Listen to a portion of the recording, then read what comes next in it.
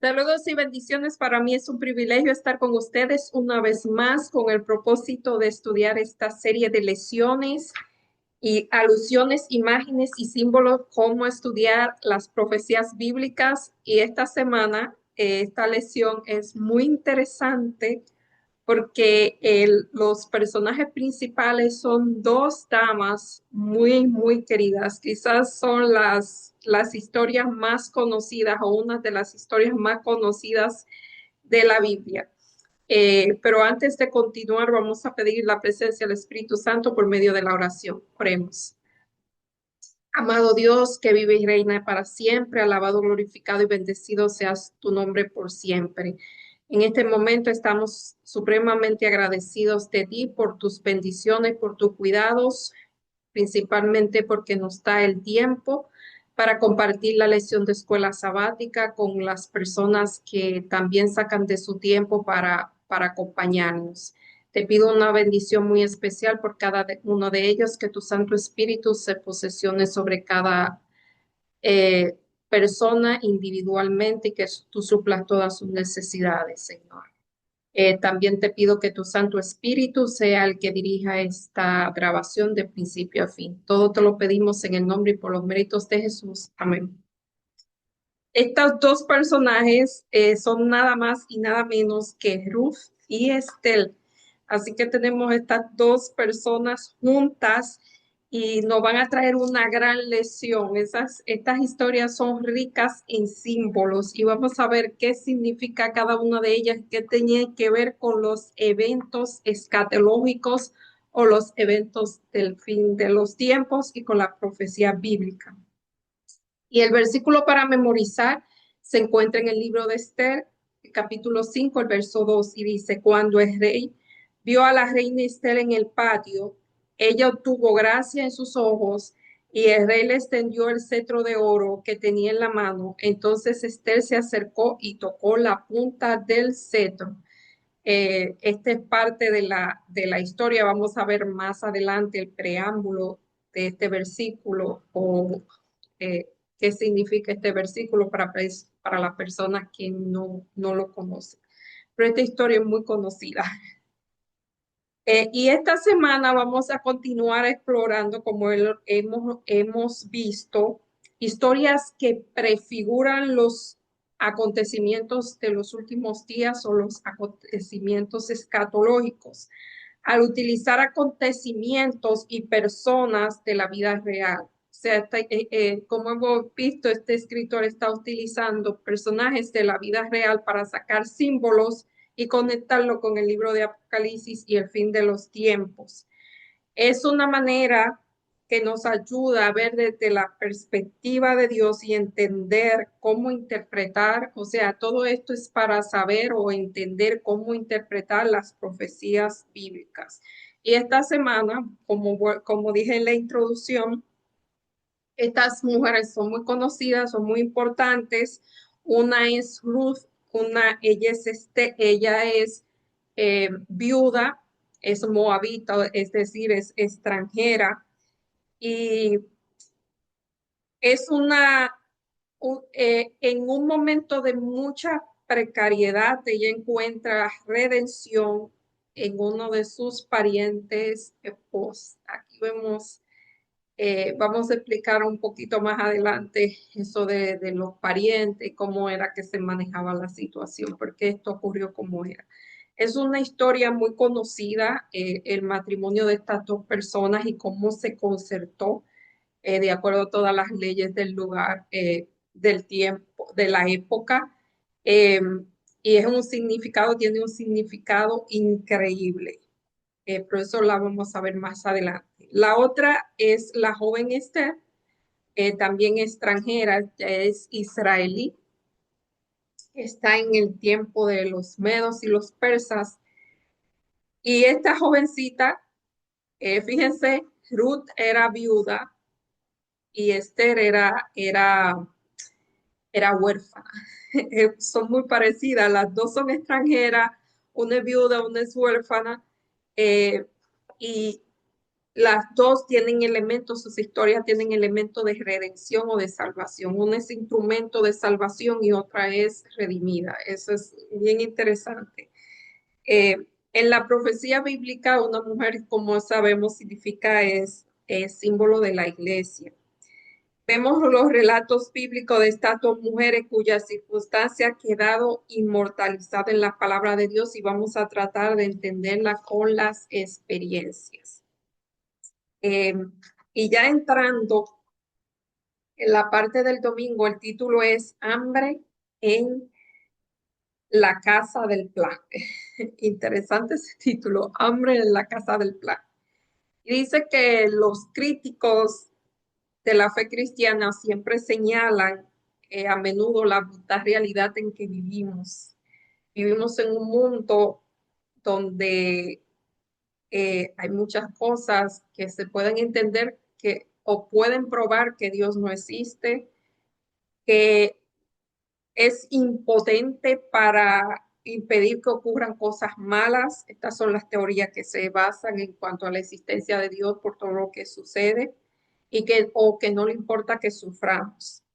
Sin embargo, muchas de las historias bíblicas proveen información o proveen sus posiciones correctas de que sí, Dios, a pesar de las situaciones difíciles que se puedan vivir en ciertas circunstancias, Él siempre provee y está presente y activo en la historia humana para la resolución final del pecado, o sea, del conflicto, del pecado, de la terminación del sufrimiento y todo lo demás. En el libro de Ruth encontramos la historia de Ruth eh, y encontramos en Ruth 1 al 5, dice que aconteció que en los días que gobernaban los jueces, hubo hambre en la tierra y un varón de Belén llamado de Belén de Judá se fue a morar a los campos de Moab, él y su mujer y sus dos hijos. Y el nombre de este varón era Elimelech y el de su mujer era Noemí. Y los nombres de los hijos eran Malón y Kelión. Y esta gente se fueron a los campos de Moab y allí murió Elimelech y Noemí queda viuda con dos hijos que se casan eh, con mujeres moabitas. El nombre de una era Orfa y el nombre de otra era Ruth, y habitaron allí unos 10 años. Y luego de 10 años ellos también murieron.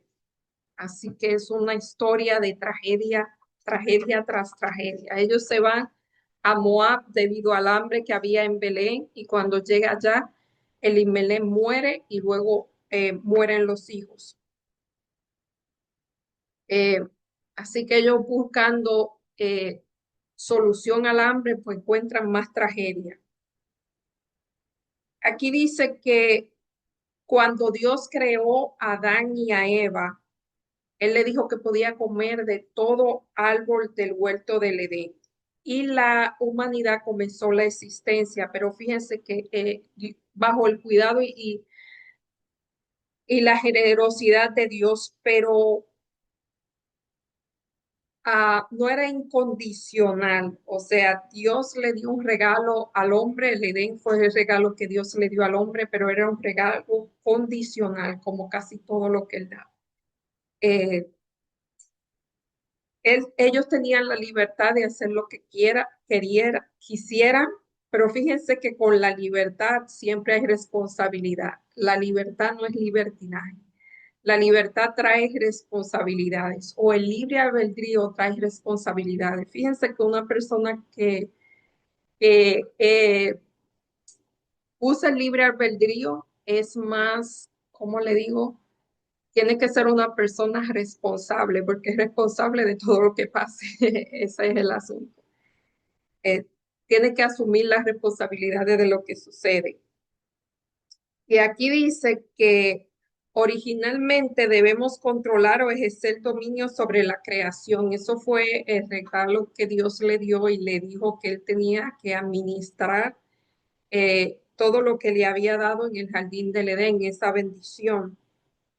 Pero ahora en la actualidad los seres humanos se han vuelto egoístas, y en muchos casos compiten por los escasos, fíjense, hay recursos para todos. Lo que pasa es que el egoísmo del humano es tan grande que hacen que lo que se supone que fuera suficiente para todos se vuelve, yo no estoy hablando de comunismo aquí, se vuelve, o sea, hace que uno tengan demasiado y otros que tengan muy pocos.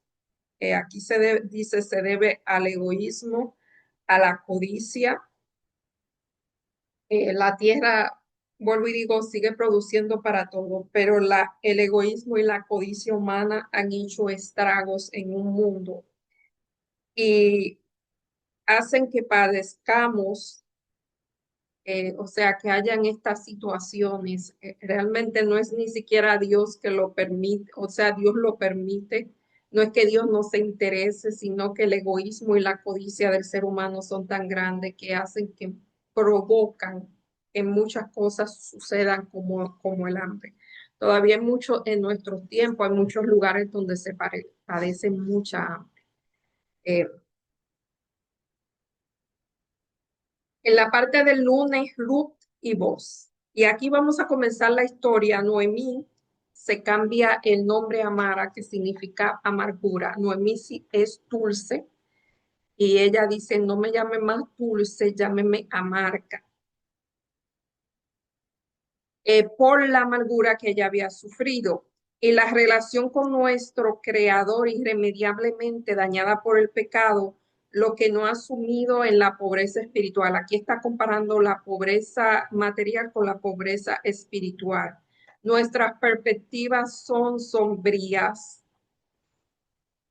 muy sombrías, y nos pasamos la vida explicando lo que podemos en los rincones del sembrado, viviendo de migajas o sobreviviendo. Muchos nunca han vivido, solamente han sobrevivido. De migajas de alegría que se pueden encontrar en el mundo, migajas de todo lo bueno es migajas, lo que muchas veces se obtienen, pero todo cambia cuando sabemos que Dios no nos ha olvidado. Esto fue increíble, utilizar esta analogía de lo que hacía Ruth. Ruth iba al campo de Boz y había una ley que decía que había los que recogían las espigas tenían que dejar para las personas de escasos recursos pudieran recoger lo que sobraba. Eso era una ley. Eh, Y eso era lo que hacía Ruth, que iba a recoger lo que sobraba de las espigas. Por eso dice aquí que muchas veces en lo espiritual vivimos espigando. Wow, esta imagen es poderosa. Las migajas, lo que encontramos en los rincones de este mundo. Poderosísimo. En Ruth 2 5 al 20, esto es mucho, no lo voy a leer, pero dice que Ruth fue a espigar y vos vino a Belén y, y notó la presencia de Ruth. Y él preguntó que quién era esa joven. Y el criado mayordomo le dijo que esa joven era moabita y que había venido con Noemí de los campos de Moab. Y entonces ella pidió que la dejara cegar entre las cabillas y le permitieron y había estado casi todo el día sin descansar por un momento. Entonces vos dijo a Ruth, oye, hija mía, no vayas a espigar a otro campo ni pases de aquí y aquí estarás junto a mis criados. Mira bien el campo que sigue y síguela porque yo he mandado a los criados que no la molesten. Y cuando tenga sed, ve a la vasija y bebe del agua que sacan los criados. Y ella, inclinando el rostro muy cortésmente, porque he hallado gracia en los ojos para que me reconozca siendo yo extranjera. Y respondió vos y le dijo, he sabido todo lo que has hecho, o sea, ya la fama de la generosidad de Ruth o del cuidado que Ruth tenía hacia Noemí ya se había escuchado. Y por eso la bondad que Ruth había mostrado hacia Noemí ya era, o sea, ya la fama se había esparcido. Y por eso vos le dice a ella, y le da órdenes a su criado que no la moleste y también le dice que dejen más, o sea, que no recojan todas las gavillas para que ella pueda recoger más cantidad. Y Jehová recompense tu obra y tu remuneración sea cumplida de parte de Jehová Dios, bajo cuyas alas ha venido a refugiarte. Y ella dijo, Señor mío, halle yo gracia delante de tus ojos, porque me has consolado y porque has hablado al corazón de tu sierva, aunque no soy ni como una de sus criadas. O sea, ella se sentía menos que una de sus criadas. Entonces, eh, ella volvió a donde su suegra y entonces la suegra, que era muy inteligente, le dijo, sacó todo lo que había sobrado después de haber quedado saciada y se lo dio. Y le dijo a su suegra, ¿dónde has espigado hoy y dónde has trabajado? Bendito sea el que te ha reconocido. Y contó ella a su suegra quién había trabajado y el nombre del varón con quien hoy es trabajado es vos. Y Noemí dijo, sea el bendito el nombre de Dios, pues no ha rehusado a los vivos la benevolencia que tuvo para con lo que han muerto. Después dijo Noemí, nuestro pariente es varón y uno de los que pueden redimirnos. O sea, quizás usted encuentre esta si no está familiarizado con la historia, pero habían unas leyes sobre la herencia y ella, Noemí, como mujer, no podía eh, tomar posesión de su herencia de las tierras. Tenía que venir una persona que fuera familiar, un pariente cercano, para que ella pudiese tomar posesión de su herencia. Y había otra cosa también que por la cual ellos necesitaban el pariente cercano, que por coincidencia o diosidencia, ella fue a parar a casa del pariente cercano que era vos. Y vos era amable, era el pariente cercano, era granjero y él podía redimir la tierra. Él podía tomar posesión de la tierra de Noemí.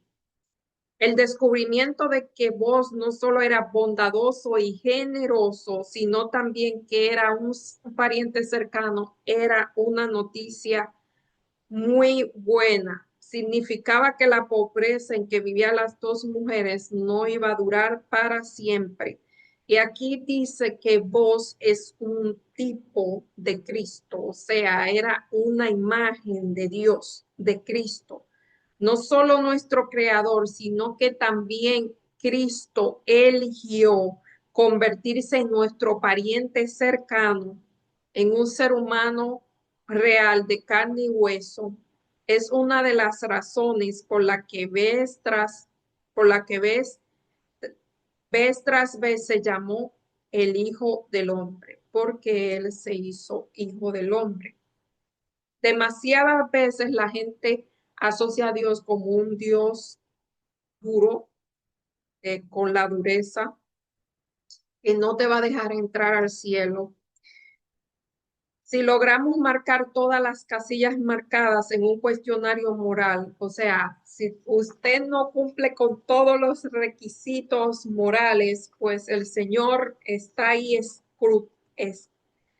escru- haciendo un escrutinio de su vida y si no marca todas las casillitas, pues no lo va a dejar al cielo porque Dios es un Dios duro y tirano y todo lo demás.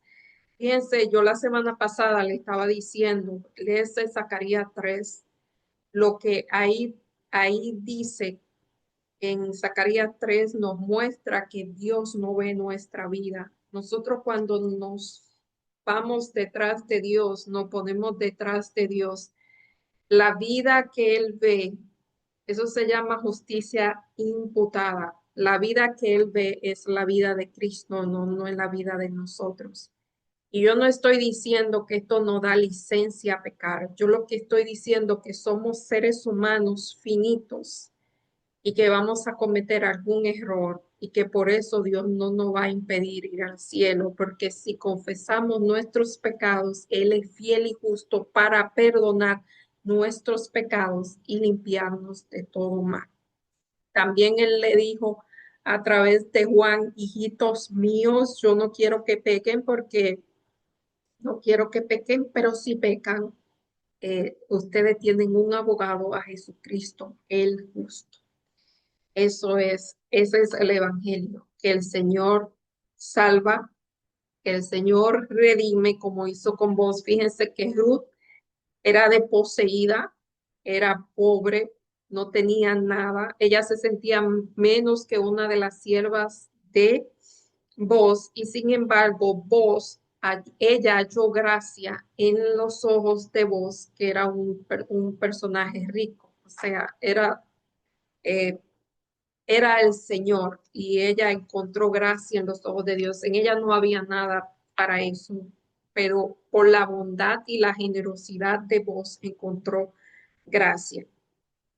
Eso es una imagen muy hermosa de lo que Dios hace por nosotros. La imagen de Cristo revelada en la persona de vos desplaza por completo esas nociones erróneas. Dios no solo se fija en nosotros a pesar de nuestra profunda indigencia, pobreza espiritual, sino que también nos quiere como su esposa, o sea, a todo lo que formamos parte del cuerpo de Cristo, Él lo quiere. O sea, esto es un simbolismo, es una imagen. Trata de comprender que el Creador no solo se convirtió en parte de su propia creación, sino que también murió por ella. ¿Cómo debe influir esta asombrosa verdad en su propia existencia? Eh, Eso nos enseña a ver a Cristo. A veces nosotros pintamos a Dios como un Dios tirano que está ahí, pum, a darnos latigazos o sea, como un Dios tirano, sí, que está marcando todas las casillitas, a ver si dejamos de marcar una para pues castigarnos, pero en la historia de Ruth y vos vemos que no es así, que Dios es un Dios amable, bondadoso, generoso, que nos quiere redimir del pecado. Esa es la historia de vos y Ruth. Y ahora vamos a ver a vos como redentor. Dice que vos se enamora profundamente de Ruth eh, y desea casarse con ella. Eh, realmente fue Noemí que le dijo que eh, había una tradición que había la fiesta de las cosechas, me parece. Y fue Ruth que, bueno, esto no lo dice, fue Ruth que eligió a vos realmente. No, no fue que lo eligió, sino que ella hizo que la ley se cumpliera. Había una ley, la ley del pariente, eh, y ella hizo un movimiento ahí. Pero vos realmente eh, él estaba, o sea, a él le gustó lo que pasó. Él estaba interesado en hacer valer sus derechos como pariente redentor, así se llama. Pero había un pariente más cercano que vos, y ahí entra el conflicto, porque ese pariente también reclama los derechos sobre nosotros, y aquí, como es una imagen, dice que ese pariente es Satanás. Que revelan los siguientes pasajes acerca de la pretensión de Satanás respecto a la humanidad. Job 1:6 al 11. Job 1:6 al 11. Fíjense que aquí hay una imagen del gran conflicto o una escala, a mini escala, pero en el libro de Job, ahí sí es verdad que el libro de Job, ahí es que se abren las cortinas y nosotros vemos el drama cósmico. que nosotros vivimos. Job 1, 6 al 11, que un día vinieron a presentarse delante de Jehová, los representantes de todos los mundos, y entre ellos estaba el representante de la tierra, que era Satanás. O sea, Satanás es nuestro pariente cercano porque Adán y Eva le dieron ese título cuando ellos pecaron. Y Jehová dijo, de dónde vienes? Y él dijo, de rodear la tierra y andar por ella, o sea, de sus dominios. Él apareció en el concilio, él es nuestro pariente cercano, y en Judas 1:9 dice que cuando Moisés murió, Dios quiso resucitarlo, pero cuando el arcángel Miguel, que es Jesús, contendía con el diablo disputando por el cuerpo de Moisés, no se atrevió a proferir juicio de maldición contra él, sino que dijo, el Señor te reprenda. Porque Jesús no había muerto todavía, él no podía reclamar lo que era del enemigo. Eh, y Moisés fue el primer resucitado. Él resucitó y Dios se lo llevó al cielo. Así que estos versículos, hay otros que dicen Mateo 4:8, ahí fue las tentaciones que él le dice que le va a dar, todo esto te daré si me adora, o sea, infiriendo que era de él. Eh, todo esto nos muestra que el pariente cercano es el enemigo. Y aquí dice que por primera vez Cristo iba a dar vida a uno de los muertos, y cuando el príncipe de la vida y los ángeles resplandecientes se aproximan a la tumba, Satanás temió perder su hegemonía. Esto fue en el caso de Moisés. Y cuando sus ángeles malos se aprestó a disputar la invasión de su territorio que clamaba como suyo, o sea, era suyo, Dios no tenía, Jesús no tenía derecho a reclamar el cuerpo de Moisés porque Moisés no había muerto todavía, Jesús no había muerto todavía, pero él lo hizo. Aquí dice en Profetas y Reyes esta cita. Por primera vez Cristo iba a dar vida a uno de los muertos. Cuando el príncipe de la vida y los ángeles resplandecientes se aproximaron a la tumba, Satanás temió perder su hegemonía. Con sus ángeles malos se aprestó a disputar a la invasión de su territorio, del territorio que reclamaba como suyo. Se jactó de que el siervo de Dios había llegado a ser su prisionero. Declaró que ni siquiera Moisés había podido guardar la ley de Dios, que se había atribuido la gloria que pertenecía a Jehová, es decir, que había cometido el mismo pecado que hicieron desterrar a Satanás del cielo, y por su transgresión había caído bajo el dominio de Satanás. Esto es Profetas y Reyes, la página 454 y 455. Yo le dije, estábamos hablando la semana pasada, que el que acusa a los hijos de Dios es el enemigo. Cuando si usted comete un pecado y pide perdón por ese pecado, ya Satanás no lo puede acusar porque ya ese pecado está limpio. Eh, Aunque vuestros pecados sean como la grana, sean rojos, van a ser como blanco como la nieve. O sea, Dios nos limpia de pecado, y ya el enemigo, aquí a través está esto, el enemigo no, él lo hace, saca a relucir los pecados pasados, aquellos por los cuales usted ha perdido perdón, se los restriega en la cara una y otra vez, pero Dios te da una página limpia. Eh, Eso yo no estoy diciendo que vayan a hacer lo que está incorrecto. Yo le estoy diciendo que es un seguro, como un seguro de vida, es lo que le estoy diciendo. Y que Dios te limpia, y que el que te acusa de pecados pasados que ya han sido perdonados, eso es Dios. Eso es el enemigo. Fíjense, aquí está la imagen. El enemigo le decía a Dios que no podía resucitar a Moisés porque eh, él había cometido el mismo pecado que Satanás pecó. La diferencia es que Satanás nunca reconoció su pecado y nunca se arrepintió. Parece que Moisés sí lo hizo. Y ya estaba en blanco, una página en blanco, ya no podía acusarlo.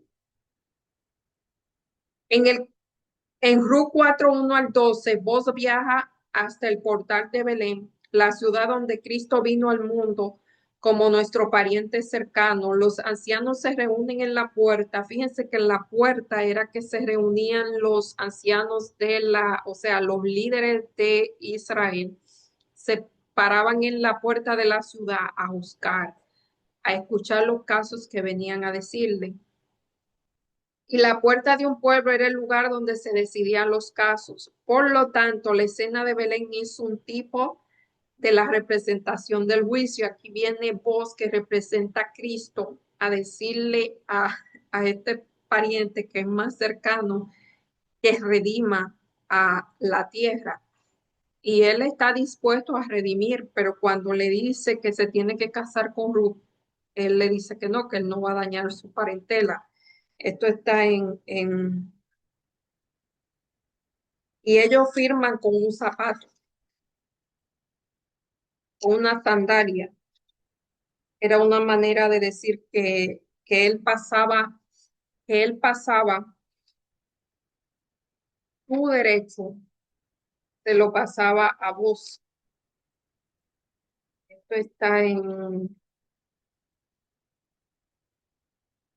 el libro de Ruth, capítulo 4.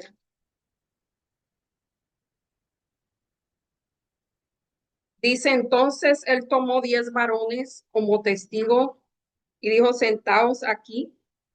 Y se sentaron y luego dijo al pariente Noemí que ha vuelto del campo de Moab, vende una parte de las tierras que tuvo nuestro hermano Elimelech. O sea, se están vendiendo una de las tierras y para que la tierra quedara en la familia y en la tribu, se suponía que era un pariente cercano el que la comprara. Pero también había otra cosa. Yo decidí hacerte saber y decirte que la compres en presencia de los que están aquí sentados y que los ancianos de mi pueblo, si tú quieres redimir, redime. Y si no quieres redimir, decláramelo para que yo lo sepa, porque no hay otro que redima sino tú y yo después de ti. Y él respondió, yo redimo. Entonces replicó vos, el mismo día que compres la tierra de mano de Noemí, debes tomar también como esposa la moabita y es la mujer del difunto para que restaures el nombre de los muertos sobre su posesión. Mire, restaurar el nombre de los muertos, había una ley. Yo la iba a buscar en Levítico, no la busqué, quizá lo ponga en los comentarios. Había una ley que decía que si una persona moría, o sea, si un hombre moría y dejaba a la viuda sin hijos, tenía que buscar si tenía un hermano, tenía que buscar un hermano que se casara con ella o un pariente cercano y el primer hijo que tuviese no iba a ser hijo de ese hombre, sino que era hijo del muerto. Eso era. Y ahí él dijo que él no iba a entrar. Si usted quiere saber sobre esa ley, eso le pasó a la, a Tamar, la yerna de Judá, que él está, o sea, el esposo de ella murió y le dio otro hijo y después ya no le quisieron dar los hijos porque se morían y ella hizo una cosa ahí rara para tener eh, el hijo que le correspondía. Esa es esa ley. Y cuando él escuchó eso, él dijo que no, porque él no iba a dañar él no iba a dañar no puedo redimir para mí, no sea que dañe mi heredad. Redime tú. Y él les redimió y dice que hicieron un contrato con un zapato, se quitaban un zapato y lo daban a su compañero y esto les servía como testimonio en Israel. Y por primera vez dice, eh, ellos hicieron eso en favor de los santos. O sea, eso fue lo mismo que Jesús hizo a favor de nosotros. Vimos y él redimió. Él nos redimió, nos tomó como propiedad. No debemos pasar por alto un aspecto crucial del juicio y es que se realice en favor de los santos, pero que solo por Cristo, solo porque Cristo pagó el precio por nosotros, así como vos lo pagó por Ruth para que fuera su esposa. O sea, que nosotros somos Dios, o sea, Jesús tuvo que comprar, tuvo que pagar un precio, el precio de sangre para arrebatarnos de las garras del enemigo. Fue a precio de sangre. Eh, eso fue así. O sea, para quitarle el derecho que el enemigo había hecho suyo, tuvo que morir en la cruz. En la parte del miércoles, así termina la historia de Boaz y Ruth. Es una historia que es un tipo de lo que Cristo hace por nosotros, la humanidad. Interesantísimo, muy bonita esa historia, que nos muestra que Dios es un Dios de amor, misericordia, aquí dice bondadoso, generoso y amable. Y en la parte del miércoles vamos a ver a Amán y Satán. Y aquí otra vez, esto es un tipo de lo que va a pasar en el tiempo del fin. Dice que la historia de Ruth, aquí está hablando de Esther, pero en la historia de Esther hay otro personaje que es Amán. Un personaje ávido de poder, hay dos, está Amán y está Mardoqueo. Y quien se había otorgado un elevado cargo de prominencia, o sea, el rey le dio segundo después de él. Después del rey estaba él. En Ezequiel 28, 11 al 15, Isaías 14, 12 al 15, se encuentran algunos paralelos entre Lucifer y Amán. Ay, mi madre. Eh, esto está interesante. ¿Cómo caíste de la tierra, oh lucero?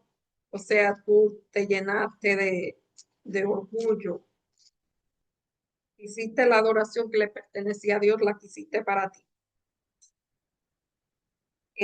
28, esto es muy interesante. Y vino a mí palabra de Jehová diciendo, hijo de hombre, levanta endecha sobre el rey de Tiro. Y dile, así ha dicho Jehová, tú eras el sello de la perfección. Bueno, Amán no era el sello de la perfección, pero eh, se le subió el poder a la cabeza, era lo que quería decir. Y él fue lanzado a tierra por su pecado. O sea que este personaje en el libro de Isaías dice lo mismo, está comparando a Amán con Lucifer, porque él quería la adoración. Eh, Dice, las intercesiones generales de Satanás se ponen manifiesto en la historia de la tentación de Cristo, en la que lleva a un lugar elevado para mostrarle los reinos del mundo. Y como hemos visto, vino a redimir al mundo y a reclamarlo como suyo, y el enemigo se lo quiere dar sin nada, solo por adorar. Y él se hizo como uno de nosotros. Jesús es el pariente redentor. Y por supuesto, el precio que pagó para redimirnos fue muy alto. Vemos en Apocalipsis que él ansía el poder, la ansia de poder y adoración por parte de Satanás conducen a un mundo a la crisis final. Sus engaños logran que la humanidad, excepto unos pocos, se maravillen y adoren a la bestia.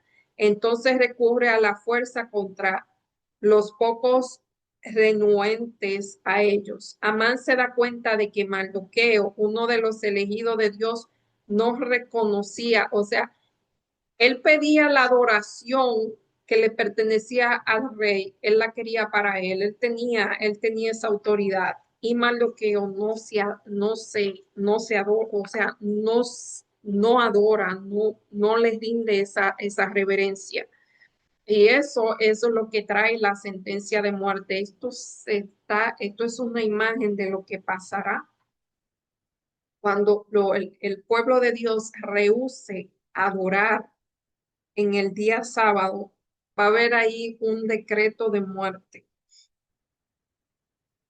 Dice aquí en el conflicto de los siglos, a página 601, una vez que el sábado llegue a ser el punto especial de controversia en toda la cristiandad y las autoridades religiosas y civiles se unen para imponer la observancia del domingo, la negativa persistente por parte de la pequeña minoría de ceder a la exigencia popular lo convertirá en objeto de exageración universal. Eso es al fin del tiempo, las personas que se opongan van a representar a Mardoqueo. Es una representación ahí de Mardoqueo y a Amán.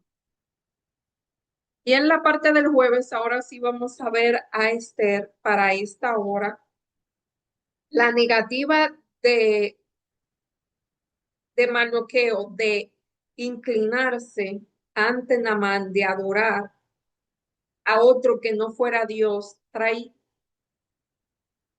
hace que Amán le pida al rey, o sea, hacer un decreto para que no solamente Mardoqueo muera, sino que todos los judíos mueran. Y entonces aquí es que entra la reina, una chica que era una esclava, perdón, una esclava, no, una extranjera. Bueno, ellos eran esclavos, que no eran esclavos, pero estaban fuera de su país. Era una extranjera eh, huérfana que de momento se convierte en reina de Persia.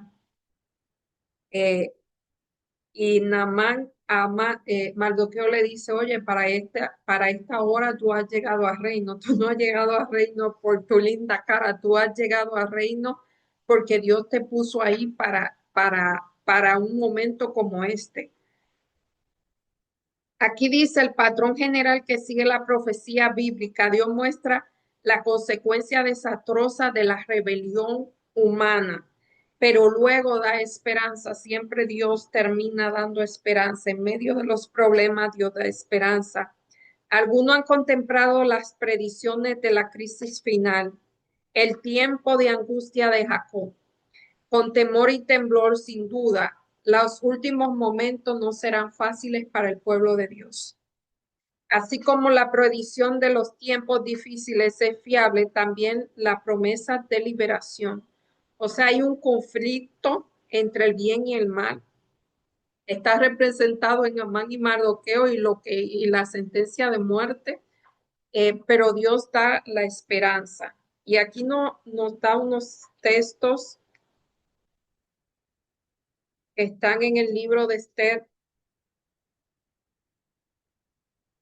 Fíjense que el libro de Esther es el único libro o uno de los únicos que no menciona a Dios. O sea, la palabra Dios no está en el libro de Esther, pero dicen que en todo lo que, o sea, está implícito,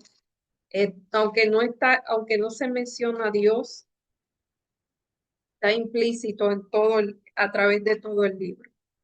Dios está implícito a través de todo el libro. Eh, Esther 4:3. Entonces dijo Mardoqueo que respondiese Esther, no pienses que por estar en la casa del rey vas a escapar como cualquier otro judío, o sea, te va a pasar lo mismo. Porque si callas absolutamente en este tiempo de respiro y liberación, vendrán de alguna otra parte, o sea, Mardoqueo le dice, si tú no lo haces, si tú no hablas, la liberación va a venir de otra parte, pero tú no vas a ser liberada. Pero tú y la casa de tu padre van a perecer. O sea, si ella no lo hacía, él tenía fe de que Dios lo iba a hacer por otra parte, iba a utilizar otro método, pero ella iba a morir. Y entonces aconteció que Esther mandó que ayunaran y oraran, porque el rey no la llamaba. O sea, eso era, en ese tiempo el rey era un hombre de estado y la esposa no era como en estos tiempos, ah, era como un accesorio, algo así. No tenía mucho. O sea, los medos y los persas eran tan extraños que para ella acercarse al rey, o sea, para ella, que no era su esposo, eso era un rey, ella tenía que, no se podía acercar a menos que ella lo llamara, él la llamara a ella, y hacía tiempo que no la llamaba. Y entonces ella ora para que Dios, para que Dios hiciera un milagro, porque si ella se acercaba sin ser llamada, corría el peligro de morir. Y ella va y el rey otra vez encuentra gracia en los ojos de Dios y el rey le extiende el cetro y entonces le dice que pase adelante y ya vemos que hay varios banquetes, ella no dice lo que es de verdad, esta mujer es muy precavida, o sea, tiene un dominio propio, o sea, es hay una palabra para eso, pero vamos a decir que es precavida. Eh, y ella no le dice lo que es de inmediato, sino que espera dos banquetes para decírselo. O sea, no se lo dice en ese momento, sino que hace un banquete y no se lo dice en ese momento, sino que hace otro banquete, porque al que ella iba a acusar era el segundo después del rey, no era cualquier persona. Y así así el pueblo de Dios es liberado. Tiene que luchar porque las leyes persas no se podían, eh, una ley persa era así o si una vez se hacía una ley, por eso dice, esto no es una ley persa, esto se puede cancelar, vamos a decir, pero la ley persa no era así, ellos tuvieron que hacer otra ley. Dice que levantó su iglesia en un momento específico de la historia, después de 1260 días de oscuridad, llegan a su fin y Dios sacó a su novia del lugar seguro donde la había resguardado. Esto es Apocalipsis, se compara con Apocalipsis 12:14 para que me diera un mensaje final. Esta gente está también comparando esta de la liberación con Apocalipsis 12. Es un papel, incluye a la reina Estel que desempeña el papel central de este drama y utiliza cómo Dios puede salvar a su pueblo después de tener un edicto de muerte. Al igual que Esther, estamos aquí para esta hora estamos aquí. Esther descubrió que no estaba sola frente a la persecución de Amán contra su pueblo, ya que contó el favor del rey y su pueblo fue finalmente liberado. Nosotros tampoco estamos solos al entrar de los últimos momentos. O sea, en los últimos momentos de la historia va a ser el enemigo anda cual león rugiente buscando a quien devorar y el blanco somos lo que buscamos de Cristo. Así que lo que se rehúsen a adorar al enemigo van a ser el blanco. Así que vamos a ser blanco de muchas cosas. Esto es una guerra a pequeña escala. El enemigo se va a ensañar contra los adoradores del verdadero Dios, los verdaderos adoradores de Dios. Pero en ese tiempo se levantará Miguel, Daniel 12, se levantará Miguel, el gran príncipe que está de parte de su pueblo. Miguel es Dios cuando está en su rol de aquel que lucha por el pueblo de Dios. Y él se levantará justamente en ese tiempo, se levantará Miguel y va a liberar a su pueblo. En la parte ya del viernes para terminar, Satanás despertará indignación contra la mayoría que se niega a aceptar las costumbres y las tradiciones populares. Hombres encumbrados y célebres se unirán con los inicuos y los viles para sentarse contra el pueblo de Dios. Las riquezas, el genio y la educación se combinarán para cubrirlo de desprecio. Gobernantes, ministros y miembros de la iglesia, llenos de un espíritu de perseguidor, conspirarán contra ellos. Voy a leer esto otra vez. Las riquezas, el genio y la educación se combinarán para cubrirlo de desprecio. Gobernantes, ministros y miembros de la iglesia llenos de un espíritu de persecución conspirarán contra ellos, contra los verdaderos adoradores. Aún, aquí mismo lo dice, aún miembros de la iglesia se levantarán contra los verdaderos adoradores. Por, lleno de espíritu de perseguidor, conspirarán contra ellos de viva voz y por la pluma mediante jactancia, amenaza y el ridículo, procurarán destruir la fe. Por calumnias, fíjense que calumnia es una mentira que se dice contra una persona, no es verdad. Es un chisme que es una mentira, eso es calumnia, eso es lo que hace el enemigo. Y apelando a la ira, algunos despertarán las pasiones del pueblo contra el pueblo de Dios. No pudiendo presentar aún así, dicen en las escrituras, contra lo que defienden el día de reposo bíblico, recurrirán a decretos opresivos para para suplir la falta. Al fin de obtener popularidad y apoyo, los legisladores cederán a la demanda por las leyes dominicales. Pero los que temen a Dios no pueden aceptar una una institución que viola un precepto del decálogo. En este campo de batalla se pelearán el último gran conflicto en la controversia entre la verdad y el error, y no nos deja en duda en cuanto al resultado. Hoy como en los días de Esther y Mardoqueo, el Señor vindicará la verdad y vindicará a su pueblo.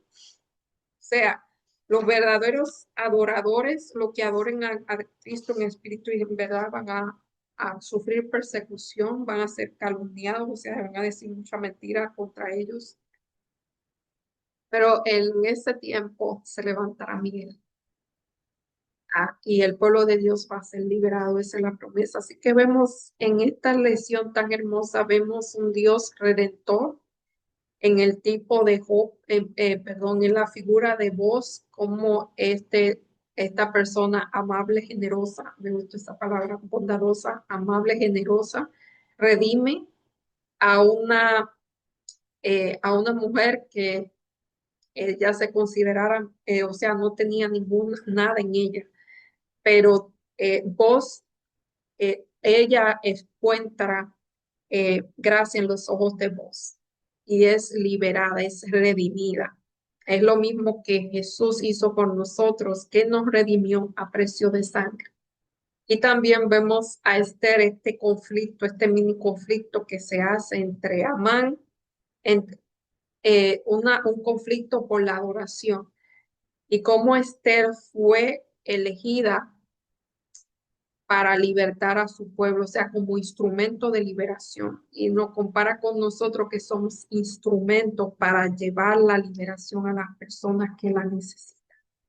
Así que, sin más, yo me despido, pero antes vamos a orar. Oremos. Gracias, Padre, porque tú eh, viniste a este mundo, te hiciste como uno de los hombres, eh, viviste nuestra vida y finalmente pagaste el precio de nuestra redención en la cruz del Calvario y así nos redimiste como vos lo hizo con este. Señor, ayúdanos a que si vivimos en los fin de los tiempos, a perseverar firmes en ti, a ser como Esther. Para este momento hemos llegado y llevar a otros el mensaje de salvación, Señor, y también eh, sabemos que vivimos con la esperanza que muy pronto vamos a hacer que este conflicto va a terminar y que el enemigo va a ser derrotado. Gracias por tu palabra y gracias por tus hermosas promesas y gracias por tu redención y gracias porque tú nos cubres con tu manto de justicia, Señor, y nos hace vivir y nos da a nosotros tu vida perfecta. Gracias, Señor, te lo pedimos en el nombre y por los méritos de Jesús. Amén.